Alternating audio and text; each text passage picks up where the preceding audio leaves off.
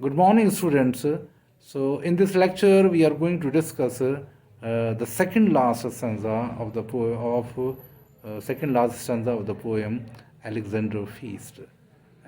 After realizing, after describing the feeling of love and others, the Timotheus, the musician, once again started to play on the sacred lyre. Lyre. Lyre is a musical instrument which is usually used in churches and holy places. It made a terrible sound. Uh, the people realized that all the soldiers which were killed in the battlefield have become alive. There were a feeling of revenge in their eyes.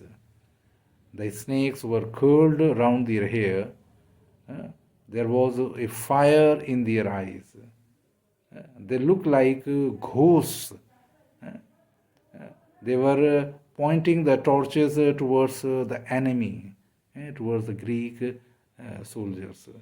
Alexander was disturbed with this view and he caught a weapon, flambeau, to destroy them once again. Thais, his mistress, also helped him in this work because the Greek believed that unless a dead man's body is buried, his spirit cannot cross over into the underworld. Therefore, Greek soldiers claimed for revenge. They were crying, they were taking a vow to take revenge. In this way, the music invokes a person to perform great deeds as well as it can kindle the love feelings. The music can also kindle, also generate love feelings in human heart. So Timotheus with his flute and lyre kindled the feeling of love as well as it kindled and it also generated the feeling of anger. So this is the way. Now this stanza is quite significant in another sense also because the poet tries to give a balanced view. So far, he describes the things about the victor side, how the victor were feeling that he was overwhelmed, he was feeling a kind of pride, and he was planning to conquer the other words. But the poet, but the musician opened his eyes by describing the destruction he has met. The soldiers of the defeated army who were lying without any final cremation, without any funeral, and they were raising their torches towards the Greek soldiers, and that was an indication that they are going to take revenge. Because when once you are victorious, the other army doesn't remain silent. They prepare themselves for the revenge. So in this way, he says that his wife Thais also is a you can say that companion, also motivated him that Alexander should defeat them, kill them once again. That's why the poet says that like another Helen fired another Troy, as in Greek mythology, the story of Helen and Troy is famous. So he says that. Now, therefore, now we come to the final stanza of the poem.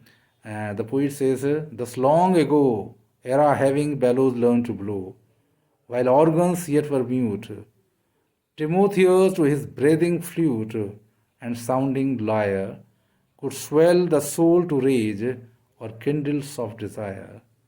At last, divine Cecilia came." Dryden has also written a poem, a song for Saint Cecilia's Day. quite back. But here again, the reference is made that at last divine Cecilia came, inventress of the vocal frame. He invented the vocal frame. The sweet enthusiast from sacred store, and la the former narrow bounds, and added length to solemn sounds, with nature's mother wit and arts unknown before. And she produced such kind of music, such kind of art, which were not known before. Let all Timotheus yield the prize, or both divine the crown. The poet says that Saint Cecilia and Timotheus both are the master craftsmen. They are the master musician in their field. They should be honored combinedly for their efforts, for their superb, for their divine music they have created. He raised a mortal to the sky. Now, this was the miracle of Timotheus. With his music, he made this miracle that he raised a mortal to the skies. He created such tunes, such music that he raised the music by giving example. You can say that he lifted. You can say that he made such a great music that the human beings listened the heavenly music, so the divine music, and like that. She drew an angel down, but on the other hand, Saint Cecilia performed a great miracle, that when she used to play upon the organ, even the angels come down to earth. So this is both musicians have a great credit to their account. Timotheus raised the human beings to the level of divine power. He took the human beings to the level of divinity. And Cecilia, wonder or miracle was that when she used to play the music, even the angels come down mistakenly that this is heaven, because there was so divinity, there was so much godliness in her music. So this is the power of music, which both the writers used, has played and made a divine creation or classical creations in it. Therefore, Dryden's poem, Alexander Feast, is a remarkable poem. The poet reveals the power of music by giving many examples. As I told you earlier in the beginning, that the subtitle of the poem is The Power of Music. Alexander Feast, or The Power of Music. So in this poem, Dryden has explained, has described by giving many examples that the music can perform great deeds. But at the same time, it also expresses the relativity and false honor of mankind. The poet also points out that it also reveals that there is no utility, there is no use of false honor, as we have discussed in the poem, or we can say that sometimes we live in illusions. Human beings think themselves that they are great, they are powerful, but the thing is not like that. We are all creation of God, and we should dedicate ourselves for the welfare of the humankind, for the mankind in general.